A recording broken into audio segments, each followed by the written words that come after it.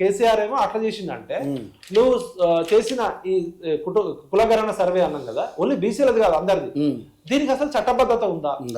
ఇప్పుడు ఏదైనా సెన్సస్ చేయాలంటే సెంట్రల్ గవర్నమెంట్ చేయాలి పాపులేషన్ లెక్కల ప్రకారం ప్రతి 10 సంవత్సరాలకు ఒకసారి. వాళ్ళేమో కరోనా వచ్చిందని చెప్పి 2011లో చేసిర్రు, ఇప్పుడు 14 ఏళ్ళు అయింది. 2021లో చేయాల్సింది చేయలేదు, తర్వాత కరోనా పోయి కూడా 2 సంవత్సరాలు అయిపోతుంది కదా, మరి ఇప్పటి వరకు చేయలే, అది వాళ్ళ తప్పు. ఇంతవరకు బీసీల లెక్క చేయకపోవడం కేంద్ర ప్రభుత్వం తప్పు అయితే, రాష్ట్ర ప్రభుత్వం ప్రతిష్టాత్మకంగా ఎంతో గర్వంగా రాహుల్ గాంధీ ఆదేశాల మేరకు చేస్తున్నామని చెప్పిన దానిలో అసలు కమిషన్ ఆఫ్ ఎంక్వైరీ యాక్ట్ ఉంటుంది. ఏదన్నా ఒక సెన్సస్ చేయాలంటే దానికి చట్టబద్ధత ఉండాలంటే కమిషనర్ ఆఫ్ ఎంక్వైరీ యాక్ట్ ప్రకారం చట్టం చేసి ఆ చట్టం ద్వారా డెడికేటెడ్ కమిషన్ వేయాలి.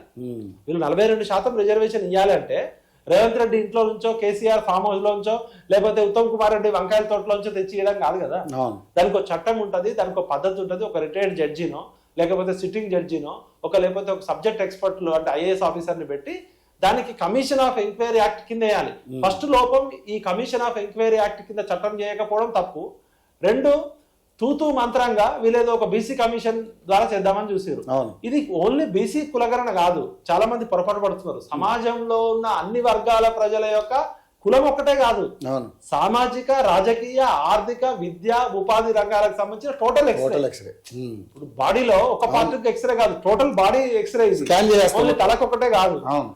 ఎస్సీలు, ఎస్టీలు, బీసీలు, ఓసీలలో రెడ్లు ఎంతమంది ఉన్నారు, బ్రాహ్మణులు ఎంతమంది ఉన్నారు, వైశ్యాస్ ఎంతమంది ఉన్నారు, వెలమోళ్ళు ఎంతమంది ఉన్నారు, రెడ్లో ఎంతమంది ఉంటే ఎంతమందికి కార్లు ఉన్నాయి, ఎంతమందికి ఇల్లులు ఉన్నాయి, ఎంతమంది ఎమ్మెల్యేలు అయ్యారు, ఎంతమంది ఎంపీటీసీలు అయ్యారు, ఎంతమంది జెడ్పీటీసీలు అయ్యారు, ఎంతమంది వార్డు మెంబర్లు అయ్యారు, ఎంతమంది సర్పంచ్లు అయ్యారు, అన్ని 57 క్వశ్చన్లు అడిగారు కదా.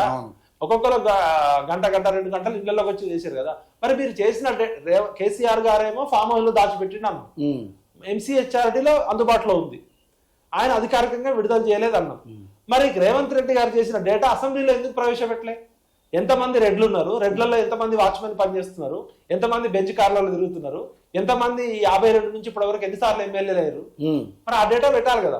మరి ఎంతమంది బ్రాహ్మణులు ఎమ్మెల్యేలు అయ్యారు, ఎంతమంది వైశ్యాస్ అయ్యారు, ఎంతమందికి బంగాళాలు ఉన్నాయి, ఎంతమంది పూరు గుడిసెల్లో ఉంటున్నారు, ఆ డేటా ఏం పెట్టకుండా అడిగితే అది రహస్యం అంటారు.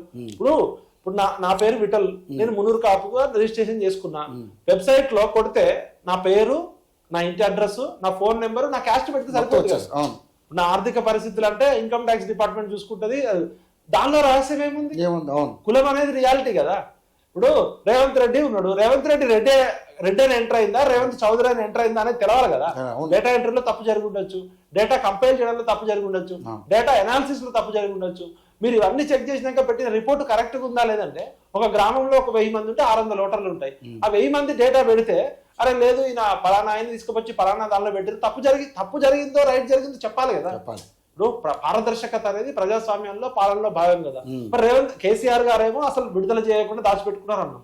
మరి రేవంత్ రెడ్డి గారు కేవలం 6 పేజీల రిపోర్ట్ తయారు చేసి దానిలో 4 పేజీలు అన్ని తప్పులు డేట్లు పెట్టి అసలు వీళ్ళకి ఫస్ట్ నుంచి చిత్తశుద్ధి లేదు. రాహుల్ గాంధీ గారు హామీ ఇచ్చారు కాబట్టి, రాహుల్ గాంధీ గారు దీని మీద సీరియస్గా ఉన్నారు కాబట్టి మేము ప్రజా సంఘాలు, బీసీ సంఘాలు అందరూ వెంటబడితే చేసిరు. వీళ్ళు పేపర్లో ఇచ్చిన నోటిఫికేషన్ ఒకటి, అసెంబ్లీలో చెప్పింది ఒకటి.